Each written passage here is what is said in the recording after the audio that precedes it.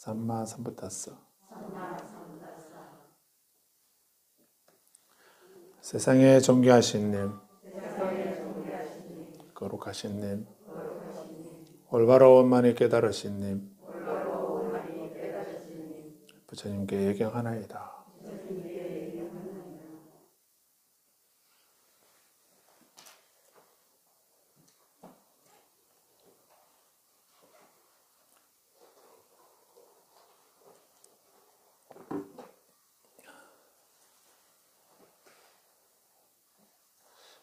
네, 오늘은 명상 공부하는, 니까야 공부하는 날이기도 하고, 입춘이기도 하고요. 또 저녁에 다란히, 오늘 오후에는 다란히 계속 기도 첫 시작하는 날이기도 하고, 또 49제 중간제가 있는 날이기도 하고, 불사가 많은 날입니다. 불자님들이 몇 안 되는 불자님들이지만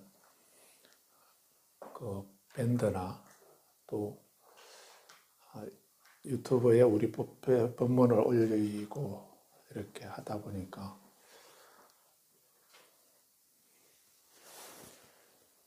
불자님들이 끈기인가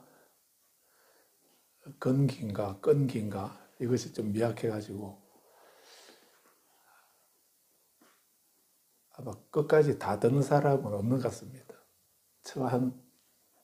한 3분 정도 딱 접속해가지고 한 3분 정도 보고는 바로 또 다른 데로 여행을 떠나야 되는 것 같습니다. 그러다 보니까 우리 법회에 딱 들어오게 되면은 늘 똑같이 나무 따스 아빠가 왔또 알았또 삼마삼부타스 이렇게 하니까 늘 같은 소리만 하는구나 이런 얘기를. 그래서 그 말 좀 빼라고 말하는 사람도 있다고 합니다. 용감하게. 그 말을 좀 안 하면 안 되냐고. 이렇게 얘기하는 사람도 있답니다. 누구라고 말 못 하겠는데. 그래서 그 말이 무슨 말인가 하면은, 불자님들은 다 아시겠지만은, 이렇게 이 시간에 이제 이 귀한 시간에 말씀을 드리는 거는 사실은 제 얘기를 하는 게 아니고 제가 살아온 제 주변 신변 잡기 그런 거를 이렇게 말하는 것도 아니고, 그래서 부처님은 경전에서도 그런 말씀을 하셨습니다. 우리 수행자가 말을 한다면은 수행자가 할 이런 두 가지라고, 말을 한다면은 법에 대해서만 얘기해라 라고 이렇게 하셨습니다. 법에 대해서 얘기하고, 또 아니면은 법에 대해서 얘기할 거리가 없으면은 성스러운 침묵을 지켜라 라고 이렇게 말씀을 하셨습니다. 평소 일상생활에서야 뭐 이런저런 주변에 이런저런 얘기도 하고 하겠지만 적어도 법회 시간이나 수행하는 시간이나 공부하는 시간이나 이런 데에서는 이제 법에 대해서만 얘기를 해야 되는 겁니다. 그리고 그냥 법문하는 시간에, 특히 법문하는 시간에 뭐 주변에 자기 개인적인 그런 뭐 이런저런 얘기를 한다는 거는 그거는 법문도 아니고 또 법에 대한 모독이기도 하고요. 또 불자님에 대해서 할 일도 사실은 아니죠. 누구라도 마찬가지입니다. 항상 법문에서는 법상에서는 법에 대해서만 얘기를 해야 된다라고 부처님도 말씀하고 계시는 겁니다. 그래서 이런 법회 시간도 그렇고, 저도 또 학교에서 강의할 때도 제가 다른 거를 얘기하게 되면, 다른 분야, 불교 분야가 아니고 다른 분야 얘기하게 되면은 그냥 바로 수업 시작 이렇게 하고 바로 시작하고 끝 이렇게 마치고 이렇게 하면 되겠는데, 근데 경전을 가지고 말하거나 그렇게 불교 부처님 가르침을 가지고 학교에서도 일반 학생들이 있어도 그렇게 강의할 때는 당연히 스님이 강의한다면은, 스님이 또 부처님 말씀을 강의한다면은 가사장삼을 당연히 수해야 되는 거고, 그리고 또 저는 시작하기 전에 시간이 좀 걸리기는 하지만 그래도 나무다사 바가와토 아라하토 삼마삼부타사 하고서 수업을 시작을 합니다. 그래 해야 되는 이유가, 그렇게 하는 것이 이건 내 얘기가 아니고 부처님 말씀이다 하는 걸, 부처님 말씀을 제가 대신 전해드리는 겁니다 라고 하는 이런 의미도 담겨 있는 것입니다. 그런 의미로 이제 먼저 예경문을 이렇게 하는 것이고, 그리고 또 두 번째 이유는 그 예경문의 그 의미는 부처님이 누구이신가 하는 것을 짧게 부처님이 가지고 계신 그 많은 특성 가운데 아라핫토, 바가와토, 아라핫토, 삼마삼부타사라고 하는 이 세 가지 특성으로 압축해서 이렇게 말씀하는 것이죠. 부처님이 누구이신가? 그러니까 우리는 법당에서 끊임없이 계속 아마 귀에 못이 박히도록 이렇게 말씀을 해왔는데, 부처님이 누구이신가? 우리는 가장 중요한 것은 우리가 이 세상을 살아가면서 수많은 일들이 일어납니다. 그 늙음, 아까 우리 읽었죠. 우리는 이 세상은 불타고 있다라고 이렇게 했습니다. 어떤 불에 불타고 있는가 기억나시나요? 탐욕의 불에 불타고 있다. 분노의 불에 불타고 있다. 어리석음의 불에 불타고 있다라고 이렇게 말씀했습니다. 그렇게 불타고 있기 때문에 무엇이 불타는가? 내 눈이, 내 귀가, 내 코가, 내 입이, 내 몸이, 내 마음이 불타고 있다. 또 바깥에 보이는 대상이, 눈에 보이는 대상이 불타고 있고, 귀에 들리는 소리가 불타고 있고, 또 코로 우리가 알게 되는 그 냄새가 불타고 있고, 혀로 알게 되는 그 맛이 불타고 있고, 몸으로 알게 되는 그 촉감이 불타고 있다는 거. 마음이 알게 되는 사실이 불타고 있다는 거. 그런 불에 의해서 우리는 어떤 것이 있다고 했습니까? 늙음과 병듦과 죽음이 있고, 슬픔과 비탄과 고통과 근심과 절망이 있다라고. 그렇게 늙음과 병듦과 죽음, 그리고 슬픔, 비탄, 고통, 근심, 절망 이런 것이 왜 생겨나였나요? 불타고 있기 때문에.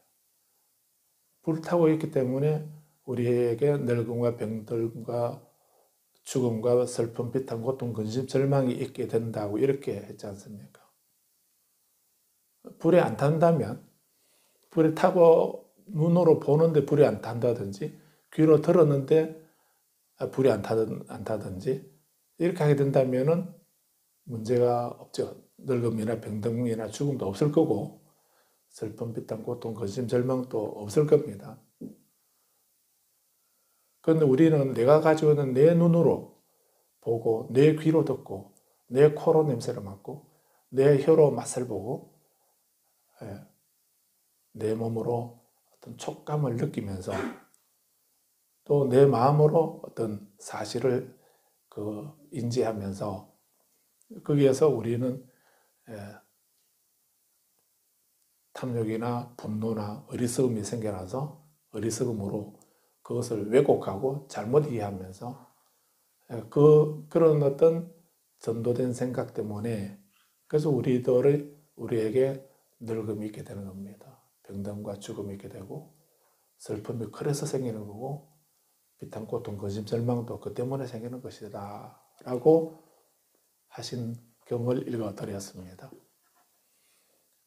그래서 이렇게 우리에게 늙음이나 병듦이나 죽음이나 슬픔, 비탄, 고통, 근심, 절망이 우리 모두에게 다 있는 것입니다. 누구도 예외 없습니다. 태어난 자는 모두 다 그런 고통 속에 휩싸여서 살아가다가 그냥 또 호련히 또 다른 곳으로 옮겨서 또 그런 몸을 받아서 또 그런 삶을 살고 있는 그런 존재를 우리는 중생이라 이렇게 말하는 것입니다. 그런데도 우리는 지혜가 없기 때문에 이런 늙음, 병듦, 죽음, 슬픔, 비탄, 고통, 근심, 절망이 왜 생겼는가? 뭐 때문에 생겼는가? 부처님은 내가 탐욕 때문에, 분노나 어리석음 때문에 내 눈이 불타고 있고 내 귀가, 내 마음이 불타고 있기 때문에 그래서 늙음과 내지 그 고통, 근심, 절망이 생기는 거다라고 이렇게 부처님은 말씀해 주신 건데, 근데 우리는 그 사실을 여태 모르고 살아온 것입니다. 그래서 나에게 그런 고통과 근심, 절망이 있게 된 것이 그게 어떤 그 신이 있거나 신이나 내가 아닌 어떤 초월적인 힘을 가진 그분이 계셔서, 그분은 뭐 이름은 여러 가지로 붙일 수가 있습니다.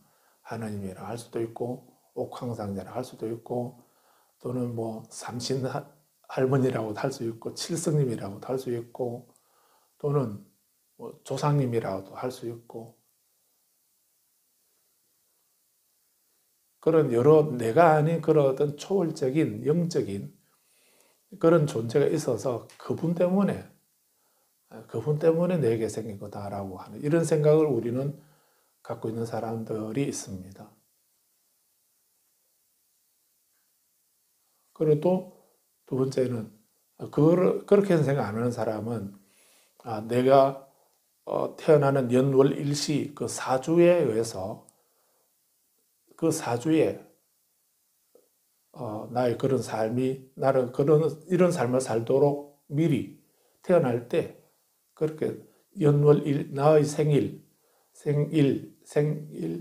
연월일시 거기에 그때 딱 정해졌다라고 이렇게 생각하는 겁니다. 그래서 내 사주에 나는 이런 삶을 살도록 미리 다 정해졌다라고 하는 그런 생각을 하는 사람이 있습니다. 그래서 나는 운명적으로 그렇게 되도록, 이렇게 되도록 그렇게 정해졌다, 결정되어 있다라고 하는 이런 생각을 하는 사람도 있습니다. 또 아니면 세 번째는 그렇게 생각하는 사람은 내게 일어나는 그런 늙음이나 병듦이나 죽음, 슬픔, 비탄, 고통, 근심, 절망도 모두 다 우연히 생겨났다. 어쩌다가 생긴 거다라고 하는 그런 생각을 하는 사람들도 있는 겁니다.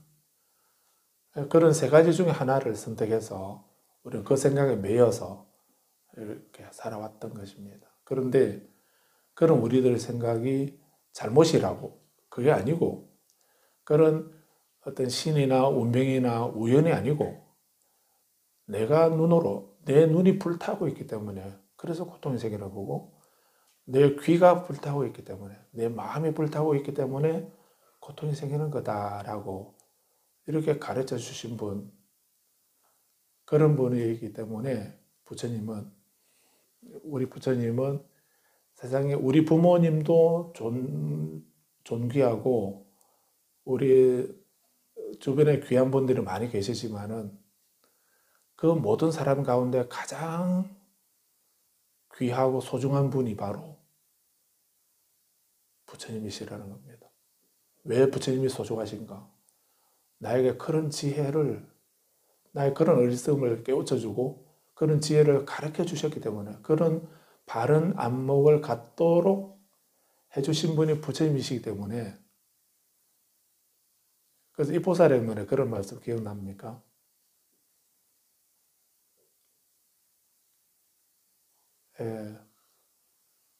하늘의 범천왕이라 하든지 브라만 범천이라 한들 또는 인드라 제석천왕이라고 한들 이런 마음이 있었겠습니까? 나의 아버지나 어머니라고 한들 이런 마음이 있었겠습니까? 어떤 마음입니까? 어떤 마음을 말하는 겁니까? 보리심을 말하는 겁니다.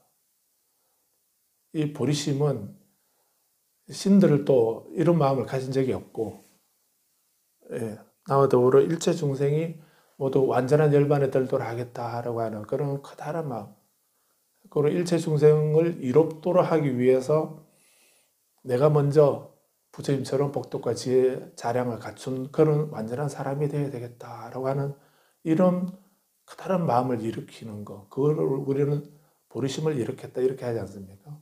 이런 마음들은 하나님도 이런 마음 가진 적이 없고, 제석천왕도 가진 적이 없고, 우리 아버지도 이런 마음 가진 적이 없고, 우리 어머니도 가진 적이 없다. 그러니까 이러한 희유한 마음이 이제 내게 생겼습니다. 정말 경이롭고 환희로운 일입니다. 라고 뭐 이런 말, 그런 말씀 하고 있습니다. 이 보살행론에.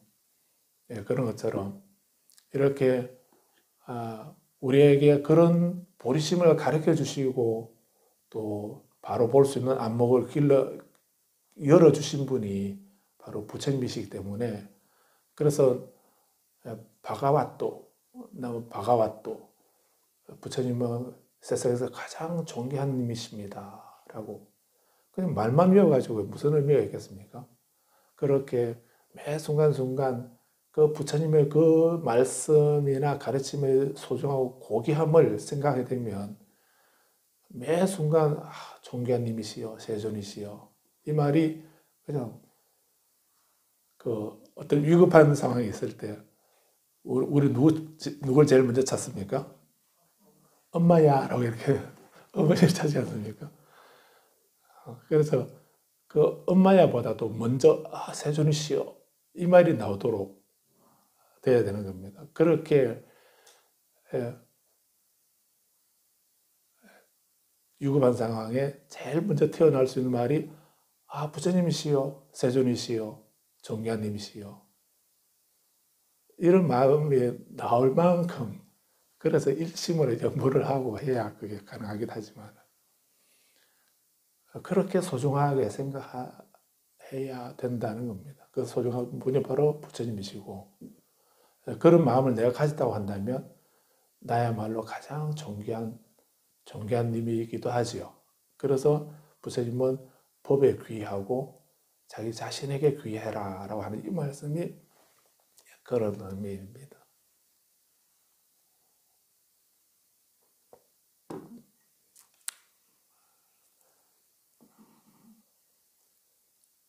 옛날 우리 할머니 보니까요, 한숨 쉬면서 이렇게 한숨 쉬는 게 아니고요, 아미타불 이렇게 하시대요. 들어오셨죠? 똑같이 한숨을 쉬는데요, 그냥 아이고 하고 이렇게 한숨 쉬는 거하고, 그냥 휴 하고 이렇게 한숨 쉬는 거하고, 아미타불 이렇게 하는 거하고, 그 심호흡하면서 얻어지는 그 생리적인 이익도 얻으면서 또 연불까지 하니까 그 두 가지 이익을 얻는 거 아닙니까? 그럼 불자님은 어느 쪽 하시나요? 부처님은 다 잊어버리고 그냥 아이고 저는 아이고 XX 이렇게 하면서 그렇게만 하지 않아요. 그러면은 그 사람에 대한 안 좋은 마음을 일으켜서 업을 짓고, 그런 마음 본인이 또 가졌기 때문에, 일으켰기 때문에 또 업을 짓고, 또 그런 탁한 기운을 가지고 있기 때문에 또 몸도 더 탁해지게 되고, 안 그렇나요? 그래서 아미타불 하시든지 세존이시여 하시든지 부처님이시여 하시든지 관세음보살 하시든지 따라보살 하시든지 다 같은 겁니다. 그 이름은 말에 흔들리지 마시고요. 같은 소리입니다. 같은 건데, 그렇게 그냥 어떤 탄식이나 뭐 그 본민에 찬 그 외침이나 이런 것이 아니고, 거기에 그런 것을 계기로 부처님을 생각하고 법을 생각할 수 있도록 하는, 그게 수행력이죠. 그럴 때에 통곡하고 한숨 짓고 이렇게 해서 그 문제가 해결이 되던가요? 그러지는 않거든요. 그럴 때 계속 그게 끄달리게 되면은 그 느낌이 일어나게 되는데요. 느낌이 괜히 일어나는 것이 아니고요. 우리 눈이 있어야 되고요. 눈이 있어야 되고, 눈이 있고, 보이는 대상이 있고, 그거를 바라보고 생각하는, 보면서 본다라고 생각하는 그 마음이 있고, 그래서 그 안하고, 안근하고, 그 색성의 밑쪽에 색하고, 또, 그리고 안식이라고 하는 눈으로 보는 마음, 이 세 가지. 이 세 가지가 결합하게 되면, 이 세 가지가 결합해야, 세 가지가 만나야 눈이 있고 바깥 대상을 보고 본다는 마음이 있고 이렇게 이 세 가지가 딱 결합을 해야 그때 이제 느낌이 일어나는 것입니다. 눈은 있는데 바깥에 대상이 있어도 내 눈을 감고 있다든지 아니면 눈으로 대상 보면서도 마음은 그 눈으로 안 가 있고 귀로 가 있거나 마음이 다른 데 가 있으면은 눈으로 봐도 이렇게도 우리 모르는 사람 아니던가요? 분명히 눈을 뜨고 있는데 가서 뭐 이래도 그냥 못 알아차리고 있는 사람은 그 못 보는 사람은 왜 그런가요? 그런 사람은 지금 눈을 가지고 있고 살아있고 눈을 가지고 있고 그 눈을 뜨고 있어도 마음이 다른 데 가 있기 때문에 안 보이는 겁니다. 그러니까 접촉이 안 일어나기 때문에 좋다든지 싫다든지 좋지도 않고 싫지도 않다든지 덤덤하다든지 하는 이런 느낌이 안 일어나는 겁니다. 그래서 접촉이 일어나야 촉이 일어나야 수가 일어나는데 그 수는 느낌이고 느낌은 세 가지고 좀 어렵게 가는 것 같은데요. 예, 느낌은 세 가지 느낌이 있는데 그 수가 일어나기 전에 접촉이 있어야 수가 일어나거든요. 그 접촉은 그 어떤 접촉이 세 가지 삼사화합이라 했습니다. 삼사화합촉 이렇게 외워보십시오. 삼사 세 가지 일, 삼사화합 세 가지가 결합할 때 접촉이 일어난다. 접촉이라는 게 원래 있는 게 아닙니다. 접촉이 원래 있는 게 아니고요. 세 가지가 있어야 되는 겁니다. 삼사화합촉입니다. 귀 같으면 내가 귀가 있고 바깥에 소리가 나고 있고 그리고 내가 마음이 귀로 가 있어야 그래야만 소리가 그 소리에 대해서 저 아름다운 소리네, 저 나 비방하는 소리네, 뭐 나하고 상관없는 소리네 이런 식으로 그런 접촉이 일어나는 그 느낌이 일어나는 겁니다. 물론 몸이 있어도 내 몸인가 내 살인가 왜 남의 다리 긁고 있냐 이렇게도 하죠. 그럴 때 내 몸이 있고 내 마음에 내 몸에 가 있고 그리고 뭐 어떤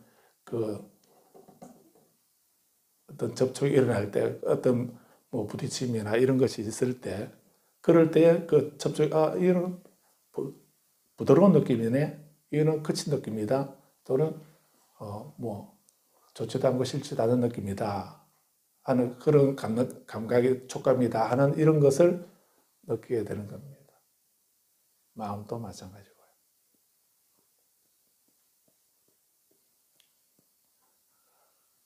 그래서 역으로 말하면은 우리가 수행하는 거는 그 볼 때 눈으로 볼 때 보기는 보되 거기에 대해서 이제 내가 수행을 해서 마음을 다른 데로 옮겨서 눈을 보더라도 그쪽으로 가서 좋다든가 싫다든가 덤덤하다든가 하는 이런 느낌이 안 일어나도록 마음을 다른 데로 돌리는 겁니다. 그 말을 이제 바히야이 경에서는 볼 때는 보여질 뿐이다. 들을 때는 들려질 뿐이다. 감각할 때는 감각되어질 뿐이다. 라고 이렇게 표현하신 거. 그럴 때는 나는 어디 있는가? 내가 보는 거 하고요. 보는 거 하고, 내 육건하고, 바깥에 육경이 있고, 육식이 있는데, 그게 나는 어디 있는가?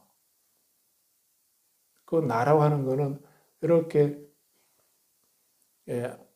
눈을 가지고 대상을 보고 눈을 본다는 그 마음을 가지고 볼 때, 그래 접촉이 일어날 때 그때 우리는 그 느낌이 일어나게 되는 건데, 그런데 그렇게 볼 때 보여진다라고 하는 이렇게 되게 되면은 그때는 나는 거기에 눈에도 없고 또 대상에도 없고 그 중간에도 없다라고 하는 이런 말씀하신 거는 거기에 대해서 우리가 세 가지가 결합하지 않도록 하는 것이, 결합하지 않게 되면은 그렇게 봐도 보는 거에 대한 어떤 분별이나 그런 느낌이 일어나지 않는 상태가 된다. 그래서 경전의 표현 말씀으로는 그때 나는 그 보는 대상 내 안에도 없고 바깥에도 없고 그 중간에도 없다. 이렇게 말씀하셨고, 그렇게 될 때 괴로움의 소멸이 이루어지는 거다. 성취된다라고 이렇게 말씀하기도 하신 겁니다.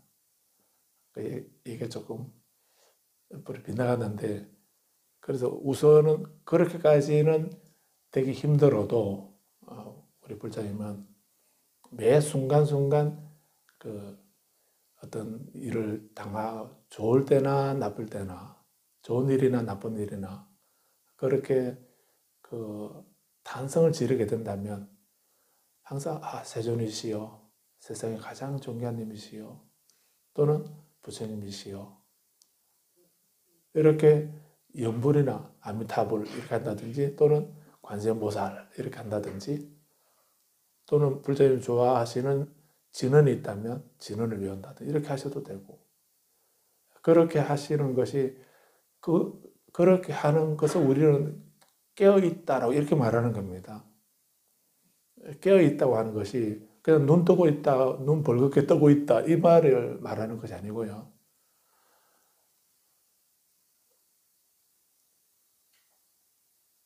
그런 것을 깨어있다라고 말하는 것이 아니고, 그렇게 볼 때에 보여질 뿐이도록 만드는, 들을 때 들려질 뿐이도록 만드는, 어떤 일이 일어날 때 거기에 끄달려서 같이 일희일비하고, 어떤 어려운 일이 있으면 절망하고 좌절하고, 조금만 좋은 일이나 기쁜 일이 있으면 들떠서 그냥 그렇게 허둥대는 그런 모습을 하거나 이렇게 하지 아니하고, 늘 분한과 탐욕을 여기고 평등 속에 진소와 어느 성냄이나 분노나 이런 것에 끄달리지 아니하고 항상 고요하게 그때 해야 할 일을 할 수 있는 그런 상태, 그런 것을 우리가 깨어있다라고, 깨어있는 삶이라고 이렇게 말하는 겁니다.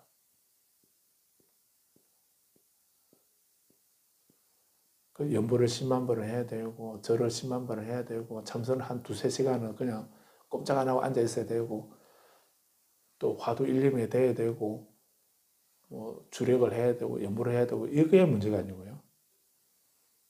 그렇게 하지 않더라도 본인이 어떤 상황이 되었을 때 거기에 끄달리거나 지배당하지 아니하고, 집착하지 아니하고, 그래도 거기서 내 마음이 현혹되거나 끄달리지 아니하고 거기서 딱 중심을 잡아서 절망하거나 좌절하지 아니하고 기쁘거나 들뜨지 아니하고 평정하게 그 순간 해야 할 일을 할 수 있는 그런 상태, 하는 그 상태를 깨어 있음이라고 이렇게 말하는 거기 때문에, 그래서 지금은 그렇게 연습을 해 보십시오. 그 할머니처럼 한숨 지을 때 꼭 그대로 안 하셔도 됩니다. 그대로 안 하셔도, 그래서 그냥 비탄에 빠진 소리로 어떤 체념하는 그런 기운으로 한숨 쉬는 것이 아니고, 그럴 순간에 부처님을 생각하면서 아미타불이라고 부처님을 생각하면서 이렇게 그 생각할 수 있는 그런 깨어있는 삶이 되도록 해야 된다는 것입니다. 그래서 세조는 그런 뜻입니다. 왜 존귀하신가? 우리의 가장 귀한 분이시다라고 한 무엇이 귀한가? 그런 것을 생각해 보시고요. 그 다음에 아라한이라는 말은 아라한이라는 말은 모든 번뇌를 다 없애신 분이다. 번뇌를 없앤, 분별을 없앤 그런데 끄달리지 아니하는 그런 분이다라는 이런 의미입니다. 그래서 쌀적 이렇게도 번역하지만은 뜻으로 번역해서 거룩한 님이라고 이렇게 말한 것입니다. 우리에게 이 세상에 가장 거룩한 님이란 어떤 분인가? 서로 이해 덕실을 따지지 아니하고 그런 것에 지배되지 않는 그런 분이야말로 가장 거룩하고 존귀한 분인 것입니다. 부처님이 그렇게 거룩한 분이시고 또 우리도 거룩한 분이 되어야 된다는 이런 의미도 생각할 수 있습니다. 세 번째는 올바로 원만히 깨달은 님이다 라고 이렇게 했습니다. 삼마삼보타사 올바로 원만히 깨달으신 분 이런 의미인데 그래서 모든 것의 본질을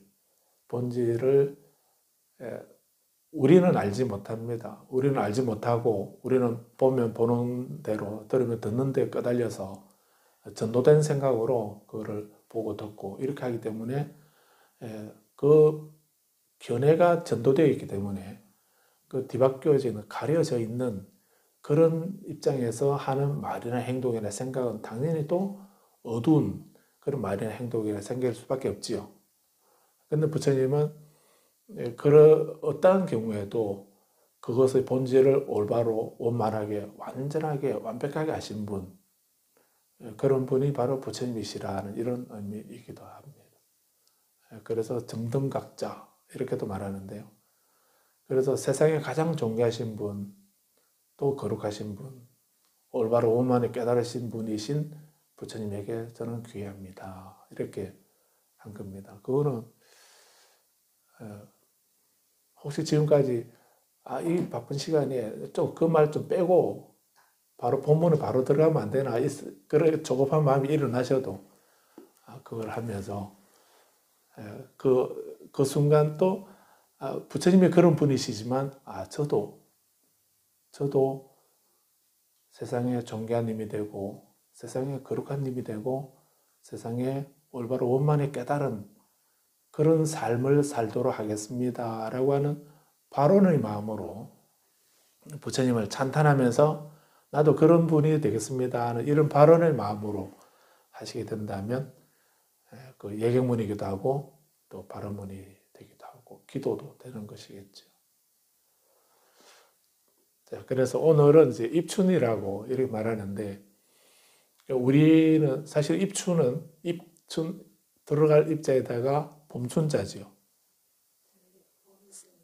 세월입자인가요? 설립자인가요? 봄이 우뚝 섰다는 이런 말인가요? 그런데 우리는 입춘은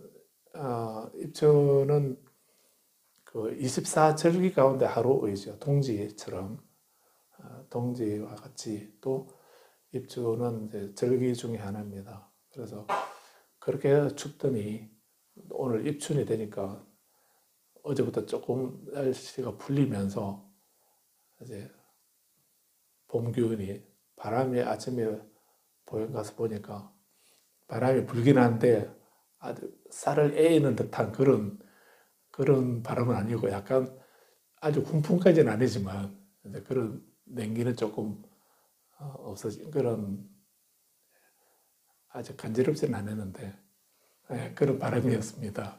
그래서 그게 아마 이 자연의 순리는 그렇게 우리 인위적으로는 뭐 이렇게 어떻게 하고 있긴 하지만 근데 자연의 순리는 변함이 없구나 하는 그런 것을 또 느낄 수 있었는데 그래서 이 입춘은 그런 우리 조상님들이 1년을 24개의 절기로 나누어서 나눈 그런 것 중에 하나인데, 그래서 사실 우리 불교는 사실 별로 큰 의미는 없지요.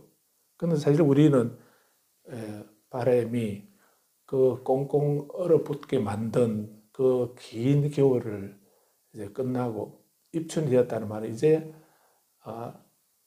새싹이 돋고 꽃이 피는 만물이 생동하는 그런 봄이 되었다는 말이 아니고 이제 봄에 들어서고 봄이 시작된다라고 하는 이런 의미를 가지고 있죠. 그래서 이것은 입춘은 또 우리들에게 우리 삶도 그렇게 어려운 그런 과정을 거치고 이제 내 인생에 내 생활에 또는 우리 가정에 새 봄이 찾아오면 좋겠다라고 하는, 찾아오도록 하는 그런 어떤 희망의 날이기도 하지 않나 싶습니다. 그래서 우리는 절기의 입추를 맞이하면서 우리는 한 걸음 더 나아가서 우리는 입류를 해야 되지 않는가. 입춘날에 우리는 입류를 해야 된다라고 봅니다. 들어갈 입자, 그리고 흐를 유자, 입류. 우리는 흐름에 들어가야 된다. 어떤 흐름에 들어가는가? 세상에 많은 흐름이 있습니다. 또 이 흐름은 바로 흘러가는 흐름도 있고, 거꾸로 흘러가는, 반대로 흘러가는 역류도 있다 했습니다. 순류도 있고 역류도 있습니다. 그런데 우리는 어떤 흐름에 들어갈 것인가?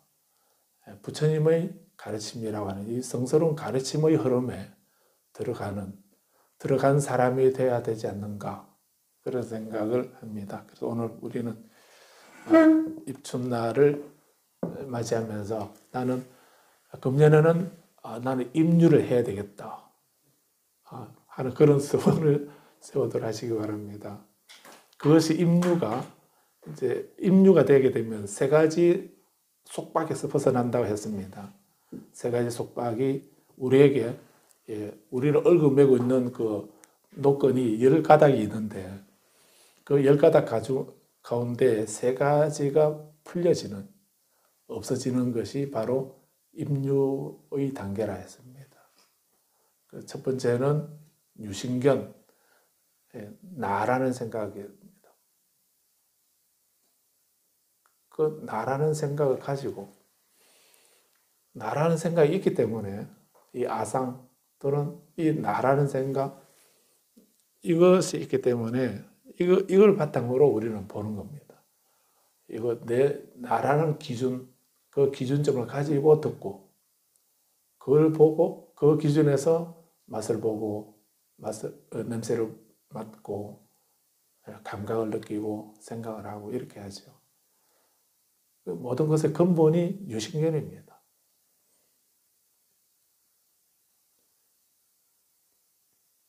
그래서 내게 좋으면 다 좋은 거고요. 내게 안 맞을 건 다 싫은 거고 나쁜 거고. 그렇게 우리는 나누는 그 기준점이 나입니다. 나라는 생각입니다. 그런데 입류가 되게 되면 그 나라는 생각을 내려놓게 된다는 겁니다. 그게 없어지는 겁니다.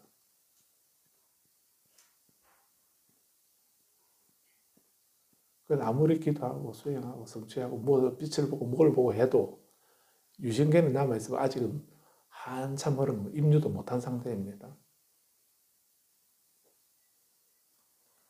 그런데 깊은 교리를 몰라도 나를 내려놓게 되면은 같이 가족 중에 있는 모든 사람들이 다 거룩하고 존경하고 감사하고 고맙고 기쁘게 보입니다. 그 나라는 기준을 딱 가지고 보게 되면 나에게 뭐 잘해줬냐, 나에게 뭐 해줬냐, 뭐 이런 거 그런 조건을 걸기 때문에 뭐 마음에 드는 게 하나도 없지요. 마음에 드는 게 하나도 없고 모든 일마다 불평, 불만 투성이고 그렇게. 그래서 우리가 수행하고 공부하는 거는 너무 높이 그 목표를 너무 높이 잡지 마십시오.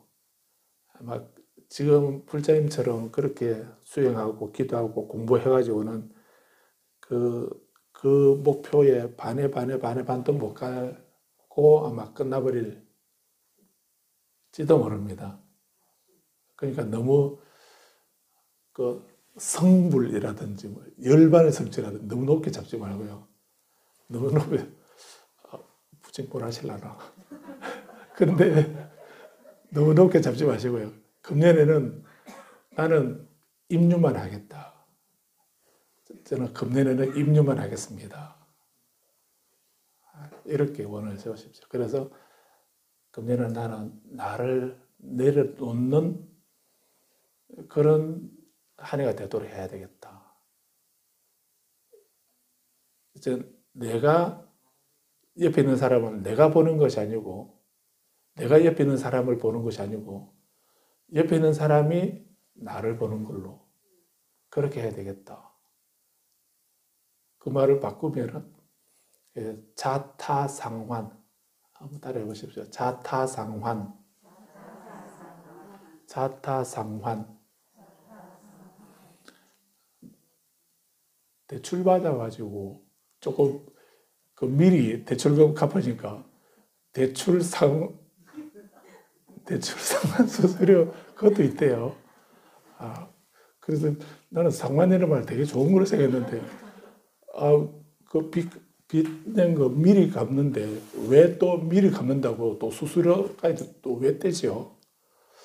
저는 아직 산수를 잘 못해가지고 그거 이해를 못하겠던데요. 근데 은행은 그렇게 먹고 살아가는 사람들이라면서요. 그런데 대출 상환 수수료 저 깜짝 놀랐는데 그까지는 안 가는 거고요. 자타상환 여기는 수수료는 없습니다. 수수료는 없고 나와 남을 서로 바꾼다는. 그래서 항상 말을 할 때 자기 혼자 말할 때는 그냥 뭐 독백은 그냥 해도 되고요.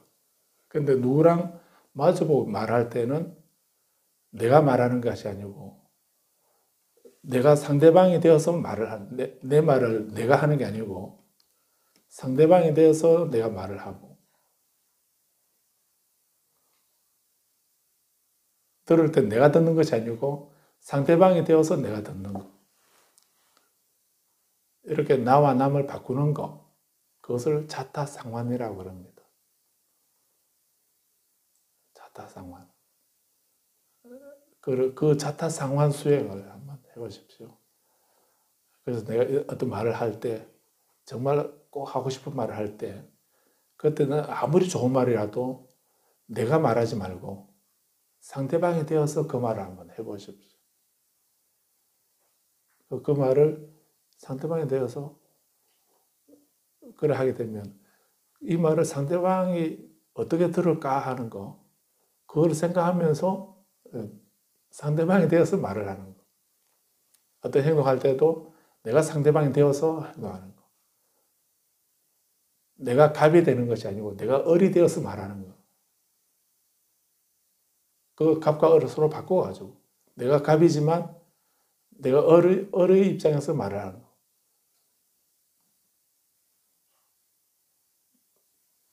그런 것을 자타상환이라고 그럽니다. 자타상환 수행. 그래서 우리는 오늘 그 입춘이고 또 내일 보름이고 이렇게 해서 그래서 불자님들에게 입춘 대길하고 여불동제라는 글을 드리려고 그럽니다. 집에서 가져가셔서 붙이도록 하시고 또 소재길상다란이도 드렸는데요.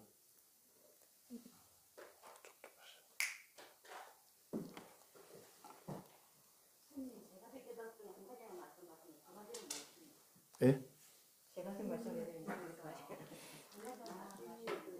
제가 한 가지밖에 얘기 안 했습니다. 세 가지 중에. 그래서 첫 번째가 개금치였고요. 저기 유신견이었고, 그래서 제일 먼저 유신견부터 먼저 끊는 연습 해봅시다 이 말입니다. 그리고 두 번째는 이제 그 개금치라고 이렇게 말합니다. 개금치라고 말하는데 그 규범과 금기에 대한 집착이다라고 뭐 이렇게도 번역을 하는데요.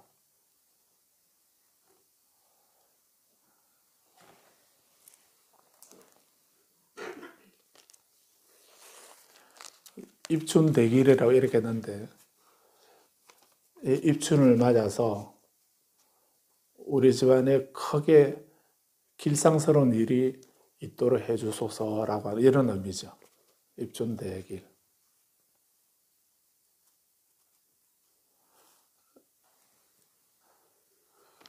그리고 이것을 드리는데 또 한 장은 이제 여불동제라는 이 말을 썼습니다. 여불동제.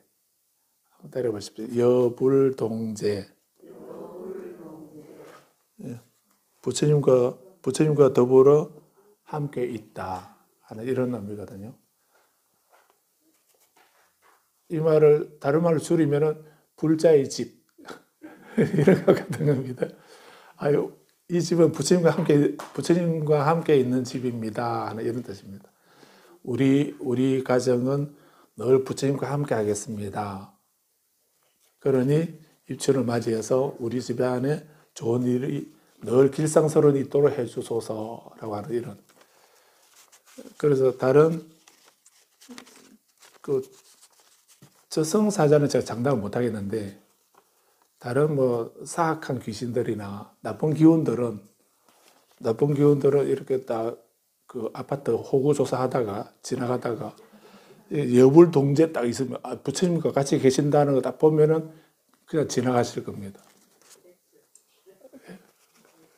그래서 이 집은 부처님과 함께 있기 때문에 여기 안 들어가도 되겠다, 못 들어간다 이렇게 해서 그렇게 해주는 글귀입니다. 여불동제. 이러다 보니까 사람들이 이제 오늘 이것만 대문에 다 이렇게 붙이던가 뭐 알아서 하시는데요. 이제 우리 집에 이것만 붙여놓으면 원래는 대박나는 그 대길을 울산말로 표현하면 대길이죠. 그런데 우리 집에 대박나는 그런 한 해가 되고, 그리고 또 여불동제, 우리 집은 늘 부처님과 함께 하는 집이다 이렇게 하니까 이제 나쁜 기운들도 못 들어오게 되고, 거기다가 소재길상 다라니까지 이렇게 경명주사로 사경한 그런 다라니까지 붙여놓으면은 이제 소재와 길상은 저절로 안 되겠나 라고 생각하고, 이제 이렇게 뭐 대문에 문 위로 뭐 사방 다 도배를 해놨으니까 이제 나는 먹고 싶은 대로 먹고 보고 싶은 대로 보고 하고 싶은 대로 하고 이렇게 해도 괜찮다 라고 생각하는 것을 개금치라는 겁니다. 개금치는 그런 걸 말하는 겁니다. 중요한 건 내가 소재 길상이면 소재를, 재난을 없애를 행복의 원인을 내가 가지고 고통의 원인을 내가 제거해야 되는 거. 그래야만 내가 행복하게 되고 내가 고통에서 벗어나게 되는 건데, 그냥 이런 진언을 하거나 외우거나 연부를 하거나 불경을 외우거나 또 뭐 그 불상에 절을 하거나 이렇게 하게 되면 그런 게 되겠지라고 하는, 자기 업을 변화시키거나 개선하거나 정장시키지 아니하고 업은 그대로 가지고 있으면서 이렇게 한다면 그 만자 목걸이를 하고 만자 반지를 하고 거기다가 또 옴자 반지를 만들고 건강적 목걸이를 하고 그렇게 하면은 뭐 나쁜 일 없어지겠지 이렇게 하게 된다면 그런 거를 개금치라는 겁니다. 그런데 수다원이 되면은 임류가 되게 되면 이제 그런 생각을 안 하는 겁니다. 그런 생각 안 하고 본인이 부처님 말씀대로 해야 할 거는 하고 해서는 안 될 거는 안 하고 이런 일을 할 수가 있는 겁니다. 그렇기 때문에 경험치를 안 하는 거죠. 경험치가 없어지는 거죠. 세 번째는 법에 대한 의심입니다. 의심하는 것. 법에 대한 의심입니다. 부처님은 선업을 지으면 행복한 결과를 얻는다.